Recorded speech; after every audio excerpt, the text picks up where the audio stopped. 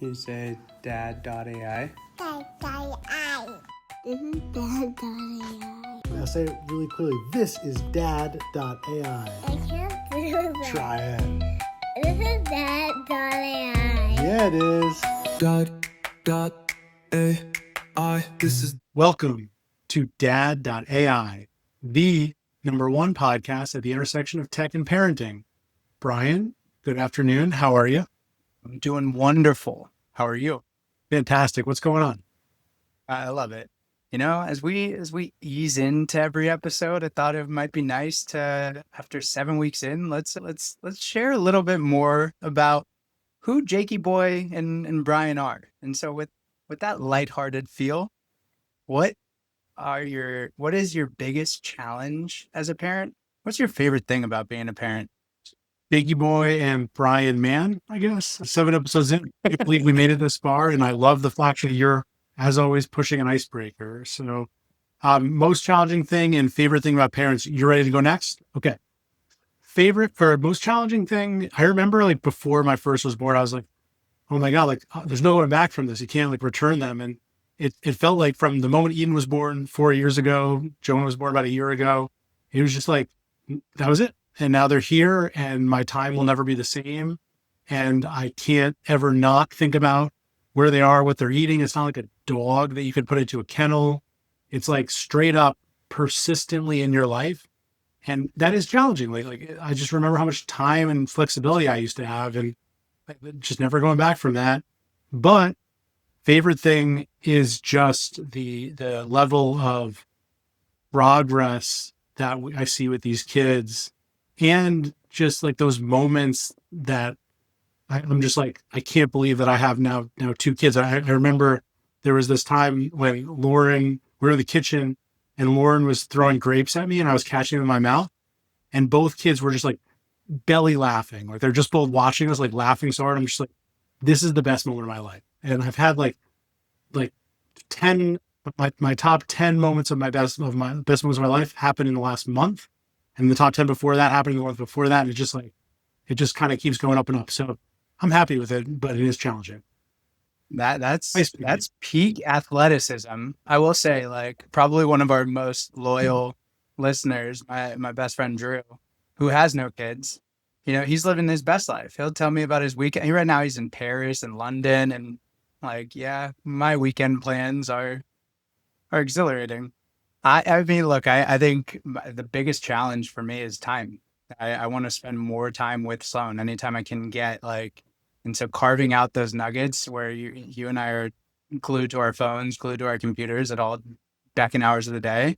So making sure that you're present, making sure that you're there at their, you know, at all of those big milestones and achievements are, you know, that to me, that's the biggest challenge. And which goes back into my favorite part is seeing those little victories, seeing when they just learned something like brand new. We learned duck, duck, goose this week. And she's like, duck, duck. And she has not figured out the goose part, but you know, those are the wins, and seeing the life through their eyes is the greatest thing on earth. It's very telling that we both kind of said time as being a challenge, but for me, it was like time for myself. And for you, it was time with your kid. Wait till you have 2 kids and then we'll. All right. That was good. I like this. Let's keep this going. So let's get into our first segment, Bull versus Bear, where you and I pick different hot issues and we kind of take both sides of it and try to argue them in as fair and balanced a way as we possibly can. Last week, you forced me to take Bear on all 3 topics because you know that I hate that. And I liked it, actually. It was a good kind of counterfactual. And so today, I'm gonna be in my comfort zone. I'm going to take Bull on all 3. And you're going to take Bear on all 3. Are you ready for this? This is us in our natural state. I know. All right, let's do it. I'll start the first topic. First topic is AI companions. And I want you to tell us a little bit about what we mean by AI companions and what is it a solution for and how should we be thinking about it before I go in and try to bull my way through it. So I'm going to read this because it's one of the most popular AI use cases, and it's called a AI girlfriend. And so I don't want to butcher this. So people are turning to AI for connection. What started out as novelty is now filling real emotional gaps, companionship, validation, and even intimacy, which is bizarre.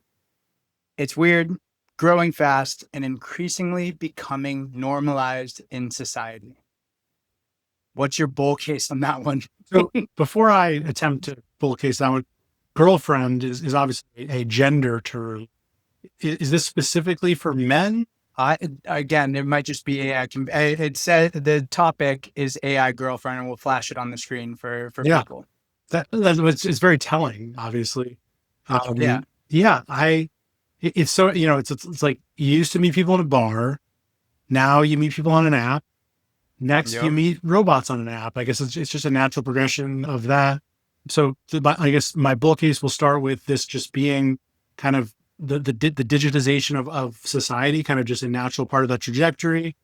And the positive clearly is that a solution for loneliness. Well, it's better to be not lonely and have companionship through some mechanism than it is to have no mechanism for companionship and to be entirely lonely. And so, do I think it's healthier than having a highly functional relationship with another human?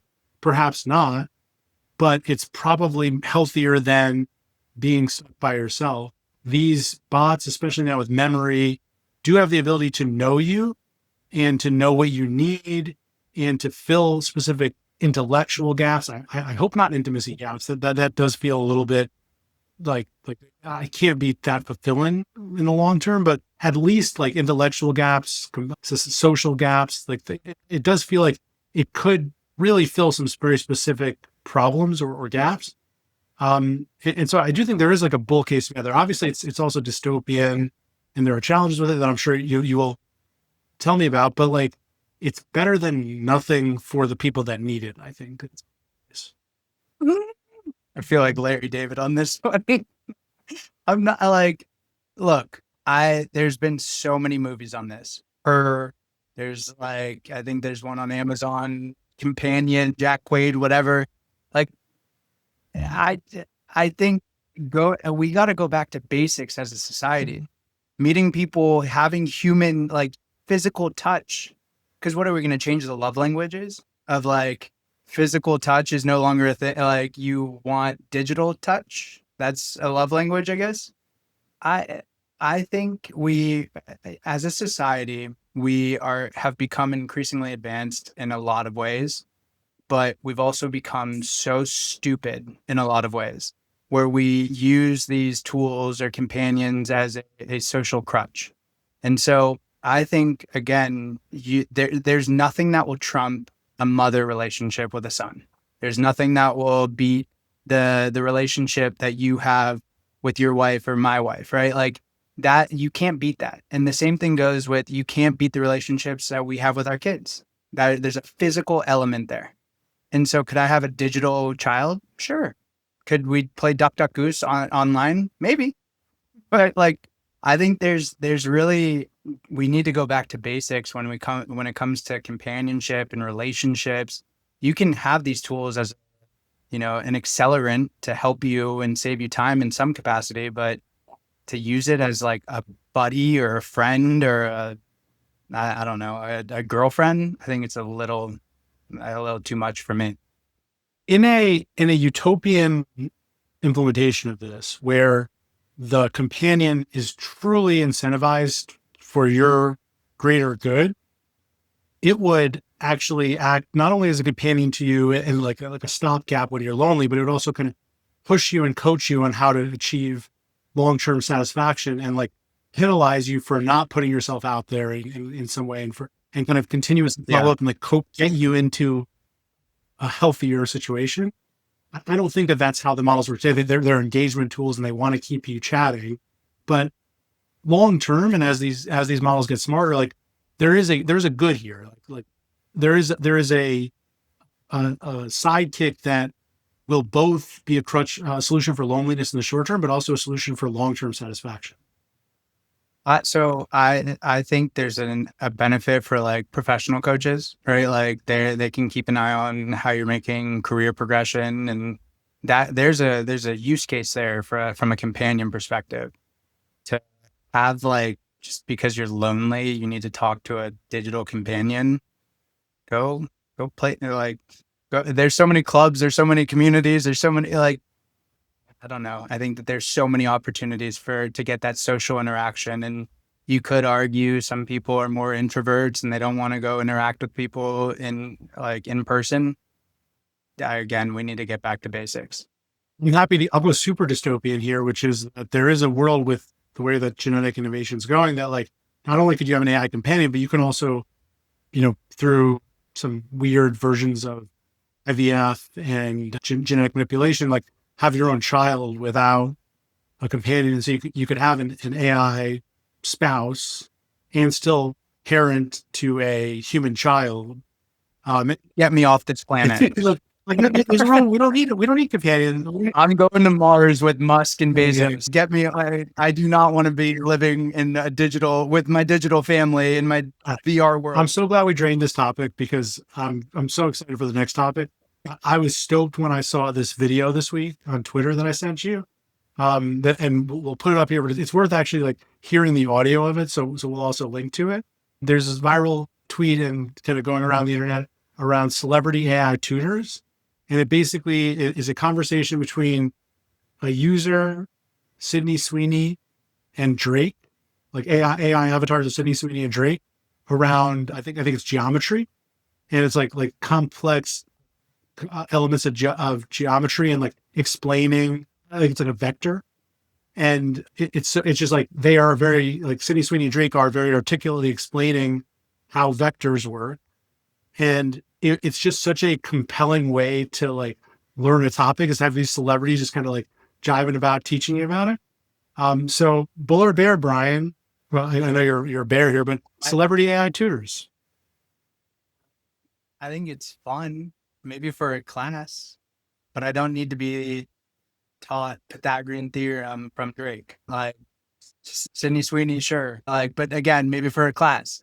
I think this is my take on it from a parenting perspective and a homeschool perspective. Typically, those things are a challenge because the teacher-child relationship kind of goes out the wayside because the child is like, no, this is mom. We're not learning we're not learning math today. We're learning just how to play.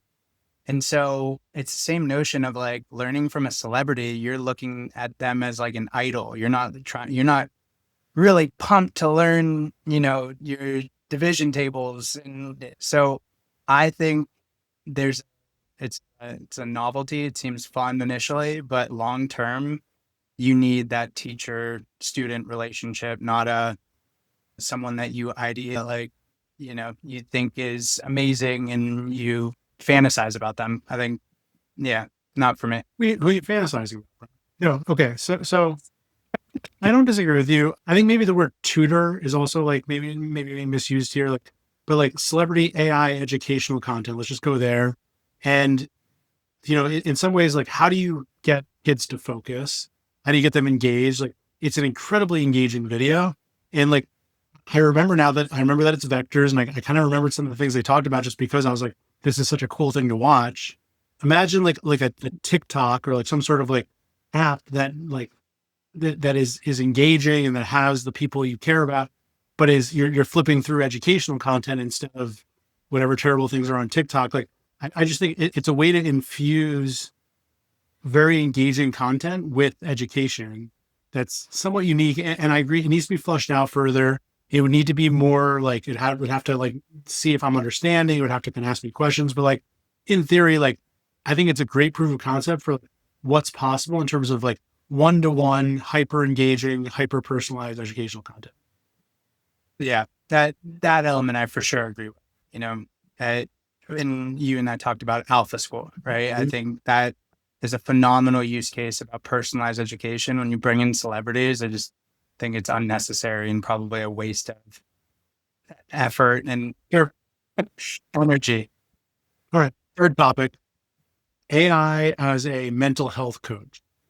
Are you going to, Brian, trusting AI to act as a therapist, a and let's even expand a mental health, like health coach, therapist, doctor for yourself or your family? So taking the bear on this, I see the value. Then I'll let you share all the value. But the bear case, in my opinion, is people go through years of teaching, go through practice. This isn't just something that because the model is all of a sudden, came out of nowhere, or not nowhere, but right, like you have decades of experience there. But these applications, they're not experts on how to diagnose someone's, depression, anxiety. They can only see what you're submitting to them, which is a bit subjective. Same thing with a therapy session, right? What you share with your therapist is very subjective. You might not be sharing or revealing all of your cards, but at the end of the day, you can see someone's like physical tendencies, behavior, mannerisms, to see if like, do they have signs of depression? Do they look tired? Do they look like they're inebriated? Do they look X, Y, and Z? From a prompting perspective, you're just saying, "Hey, I've been feeling under the weather. My boyfriend broke up with me, and I'm upset." No shit, they're gonna diagnose you with maybe you should unpack that a little bit more. But that's where I think, like from a mental health perspective, there's professionals that are, they've been doing this for decades, experts in their field of study. They're, and it goes back to just being very subjective in what information you're submitting to ChatGPT, Gemini, so on and so forth. Yeah, I'm sure that before MRIs, there were doctors that were experts in kind of feeling your legs to know if anything was going to. So, bullet case here, I'm going to separate into for health and mental health. So, on the health side, having access to all of WebMD, all the corpus of medical papers that are written, et cetera, like, is good. It's not perfect, but it's good, and it's good if used correctly. It's so hard to be your own advocate, and the medical industrial system in the United States is just so hard to navigate. Like my parents really struggle with it. I struggle with it.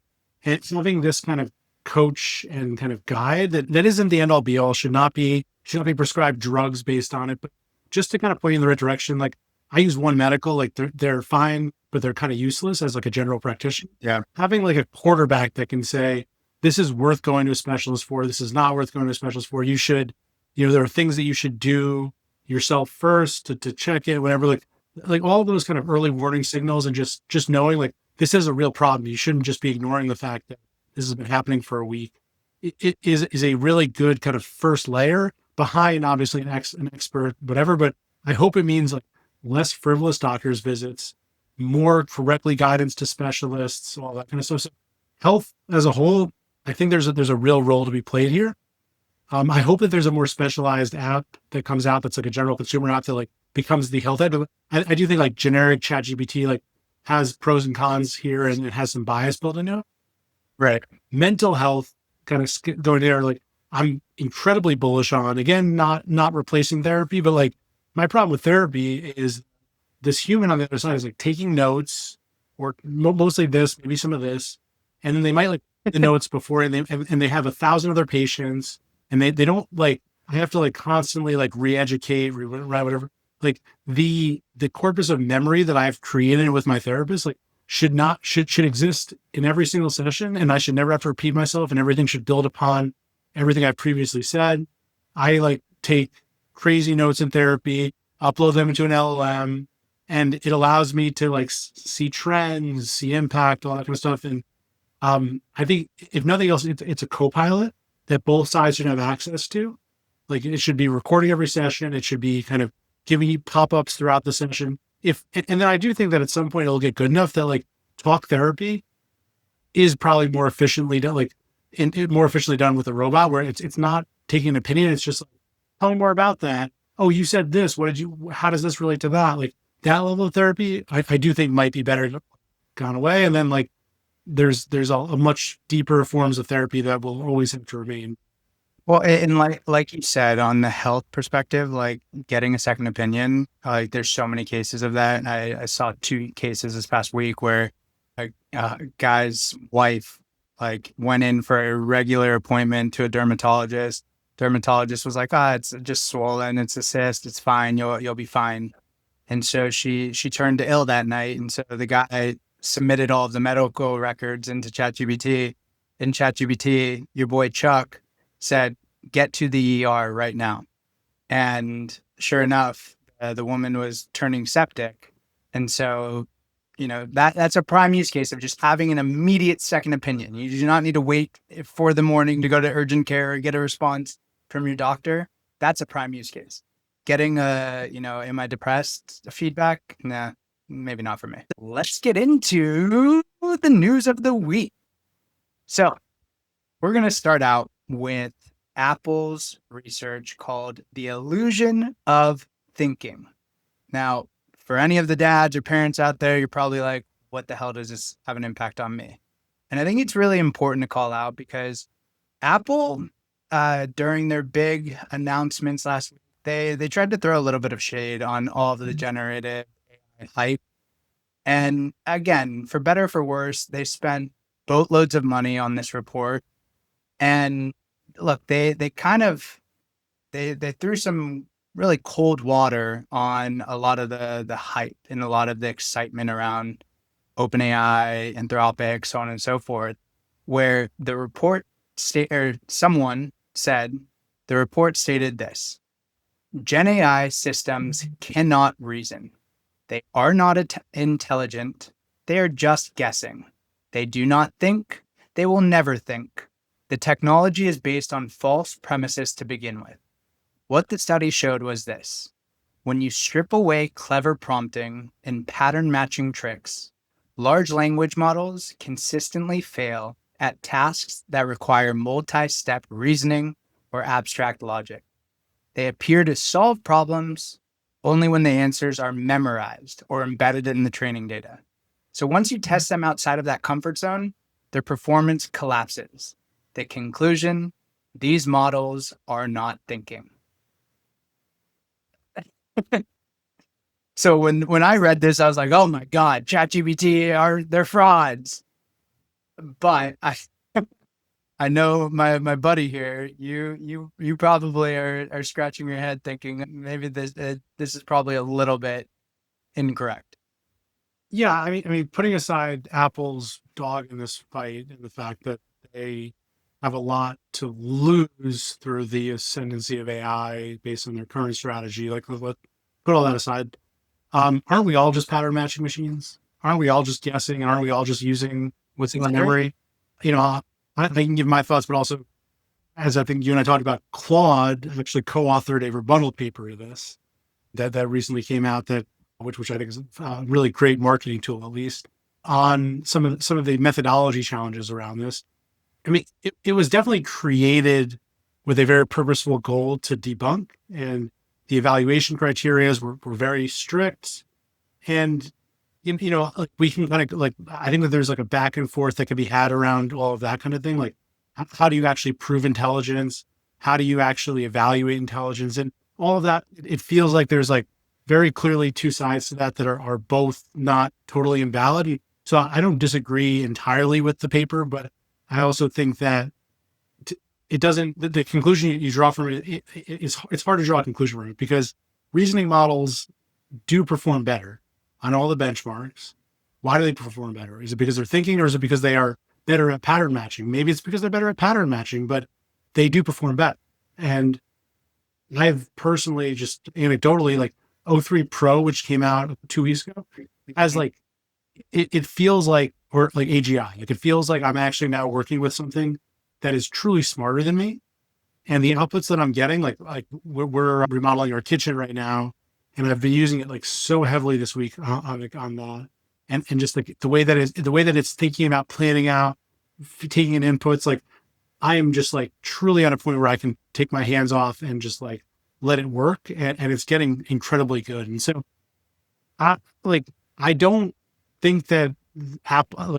I know a lot of people were like, "Oh, it's Apple. Of course, they said this stuff." Like, like the first person on the list was an intern that was named on the report. Like, that intern is a PhD. Like, I don't discredit the people at Apple. I think that they are right in some ways. I just like the conclusion you draw from, like you said, like, it's like, oh, should I not trust this shit? Like, no, actually, it's still better than non-reasoning models. And there's still a compute scaling law, a runtime compute scaling law, where the more time it has to think, the better the output, which has a diminishing return. And there's token limits, as the paper calls out. But like, there's something there that I just feel like, what was Apple trying to say here? That we shouldn't be using reasoning models? I didn't get it either. Of like, again, home remodel, love AI use case. So we were talking about that. But yeah, I don't know, to your point on the, the horse in the race, we know that they have a lot to lose or a lot to gain. And right after OpenAI made that acquisition for some hardware, yeah, of course they want to throw this out there. So I was not surprised at the timing of it. My wife and I were having like a brainstorming session one night this weekend. And I was like, all right, we got to just like turn on ChatGPT. So I just like turned on the recorder and we just kept talking. And we talked for like an hour about some like business problems we're trying to solve together, both for her and for me. And just like let it passively listen. And at the end, I had it just like create reports for us on our discussion. And I was like blown away by how much it understood of what we were saying, like without any context, and just like the actions it came up with, learnings. Like, I feel like we truly have like a co-pilot now in our life that can do so much that it's like, why be a doubter at this point? Smart house is here now. Like, well, that's a little dystopian. Yeah. All right. So, I was excited about the second news segment, and I sent it to you really giddy. Alan Turing Institute, which is like the foremost research center on AI, partnered with Lego, which is the foremost nerdy activity, to put out a paper on kids and AI. So like incredibly relevant for this pod. There's so much to go through here. They surveyed 1,800 parents, children, and teachers, and they learned a lot about access to AI, who's using it, how are they using it, et cetera. A lot of things blew my mind here. One of them was that 52% of private school kids use AI versus 18% of public school kids. That, like you've talked about this before, like that gap scares the shit out of me. And like, how does that relate to other countries? Like that, we should be very worried about that. That the impact of the usage of it, 78% of children with additional learning needs use ChatGPT versus 53% without. Like huge again. Like if you're dyslexic, if you have different things that might slow you down, that require you to have a kind of a personal way to learn, incredible use case. And then there were some interesting things like when kids learn about AI energy use and water costs, that's a real big turnoff for Gen Alpha. And I'd like to talk actually about that in a separate session. I don't really want to go deep on that. But I think that what we learned from this is that it's real. Kids are using it better than adults, more effectively than adults, because they weren't trained on the Googles of the world. And they're actually like deciding when to use it and how to use it in their lives. So I'm so excited about this, and I feel like I want to spend a whole session on this. I mean, we're going to start to see a time where kids are going to be like, I read an article recently that kids are using AI to prove that they're not using AI on their papers, which it's like, again, they're submitting their papers into ChatGPT or Gemini and scanning it to see what sounds AI generated and removing those things. And so we're going to get to a time where kids are just going to continue to, I hope, use it in good ways to, better themselves, challenge themselves, and maybe not use it always as a crutch. I think there's plenty of upside in using it, like I said earlier, as an accelerant. But yeah, I mean, Legos in and of itself provide phenomenal, and there's so many studies on it of the impact on the brain. Now you bring in a level of technology that can continue to, expand your imagination, expand your horizons. I think the art of the possible here is endless. 100%. I'm so excited about this. I guess like my biggest concern is like, I think that the 12-year-olds and down are going to be fine because they're going to grow up in this world.